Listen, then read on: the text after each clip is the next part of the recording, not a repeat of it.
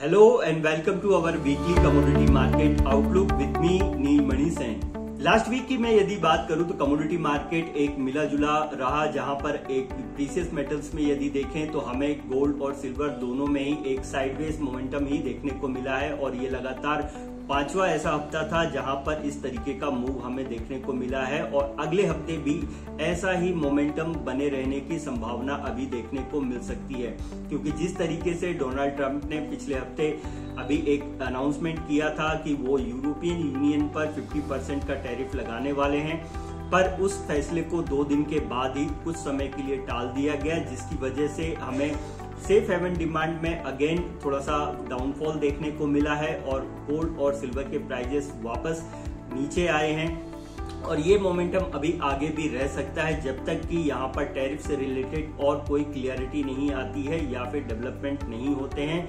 Dollar index भी देखें तो एक साइडवेज मोमेंटम में देखने को मिल रहा है और यदि यूएसए की 10 ईयर बॉन्ड यील्ड की बात करें तो यहाँ पर भी एक रेंज बाउंड सेशन ही देखने को मिल रहा है, जो कि कहीं ना कहीं अभी गोल्ड और सिल्वर के प्राइजेस को एक रेंज में बांध करके रखे हुए हैं। पर आने वाले हफ्तों में यदि हमें यहाँ पर इस रेंज का ब्रेकआउट देखने को मिलेगा तो एक बड़े अपसाइड के मोमेंटम देखने को मिल सकते हैं। ओवरऑल स्ट्रक्चर गोल्ड और सिल्वर दोनों के लिए ही बुलिश है, इसलिए बाय ऑन डिक्लाइन की स्ट्रेटेजी यहाँ पर लोअर लेवल से फॉलो की जा सकती है। वहीं रेजिस्टेंस लेवल पर आने पर एक सेलिंग की अपॉर्चुनिटी भी बनती है, बट एग्रेसिव ट्रेडर के लिए वो भी इंट्राडे पर्पस से।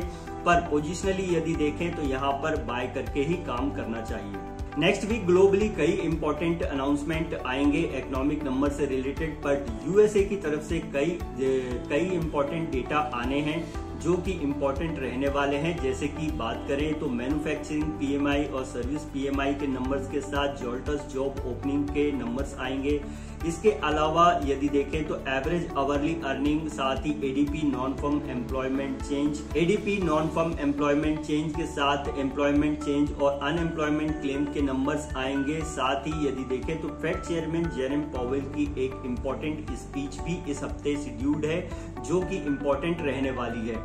यूरो जोन से यदि बात करें तो यहाँ पर मॉनेटरी पॉलिसी का अनाउंसमेंट होगा जो कि इम्पोर्टेंट रह सकता है कहीं ना कहीं सभी बेस मेटल्स कमोडिटीज के लिए। फॉर नेक्स्ट वीक गोल्ड के लिए एक वीकली इंपॉर्टेंट सपोर्ट यदि देखें तो 93,250 पर है, वहीं रेजिस्टेंस 98,300 पर। सिल्वर के लिए इंपॉर्टेंट वीकली सपोर्ट 94,800 पर है, वहीं रेजिस्टेंस देखें तो 98,300 पर और साथ ही इसके अलावा 1,01,000 पर बनता है। चलिए आगे बढ़ते हैं और एनर्जी पैक में यदि देखें तो क्रूड ऑयल और नेचुरल गैस के प्राइजेस भी यहाँ पर हायर लेवल से थोड़ा सा प्रेशर में दिखे हैं और एक प्रॉफिट बुकिंग देखने को मिली है पिछले हफ्ते और इसके पीछे का रीजन है कहीं ना कहीं क्रूड ऑयल के प्राइजेस अब इंतजार कर रहे हैं ओपेक प्लस देशों के आउटकम का, जहां पर प्रोडक्शन को बढ़ाने से रिलेटेड बात की जा रही है, जिससे कि आगे आने वाले दिनों में यदि ये अनाउंसमेंट इसी तरीके से आता है तो प्राइजेस में और दबाव देखने को मिलेगा और प्राइजेस और नीचे तक जा सकते हैं। वहीं नेचुरल गैस में भी यदि देखें तो कोई भी फंडामेंटली इस तरीके से अपडेशन नहीं है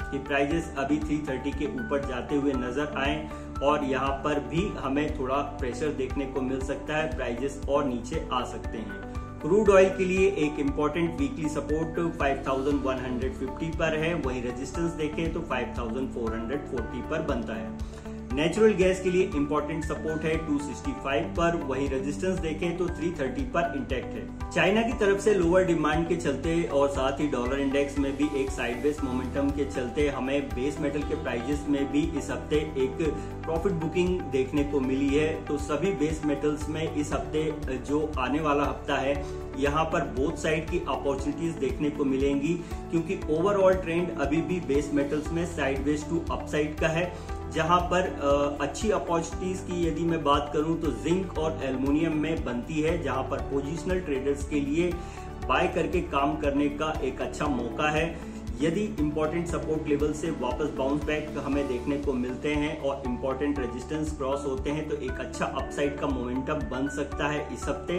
तो बाय ऑन डिक्लाइन की स्ट्रेटेजी के साथ में सभी बेस मेटल्स में वर्क करना चाहिए, पर इंपॉर्टेंट सपोर्ट जोन का ध्यान रखना चाहिए। इसके नीचे यदि स्लिप होते हैं तो प्राइजेस और नीचे जा सकते हैं, यानी कि स्ट्रिक्ट स्टॉप लॉस के साथ वर्क करें। सभी बेस मेटल्स के सपोर्ट एंड रेजिस्टेंस की बात करें तो कॉपर के लिए एक इंपॉर्टेंट सपोर्ट 852 पर है, वही रेजिस्टेंस 870 पर बनता है। जिंक के लिए इंपॉर्टेंट सपोर्ट है 245 पर, वही रेजिस्टेंस है 258 पर। एल्यूमिनियम में इंपॉर्टेंट सपोर्ट है 233 के आसपास, वही रेजिस्टेंस देखें तो 241 पर बनता है। लेड के लिए इंपॉर्टेंट सपोर्ट है 175 पर, वही रेजिस्टेंस यदि देखें तो 180 पर इंटैक्ट है।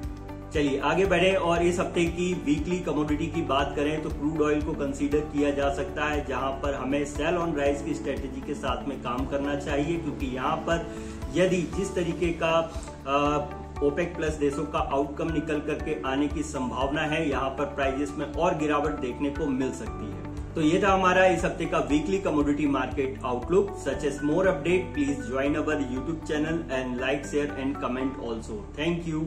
The content provided in the video is for informational and educational purposes only. It does not constitute or imply a recommendation to engage in any securities transactions or investment strategies. We do not provide personalized advice or determine suitability for individuals' financial needs. Please conduct your own analysis and consider your personal circumstances before making any investment decisions.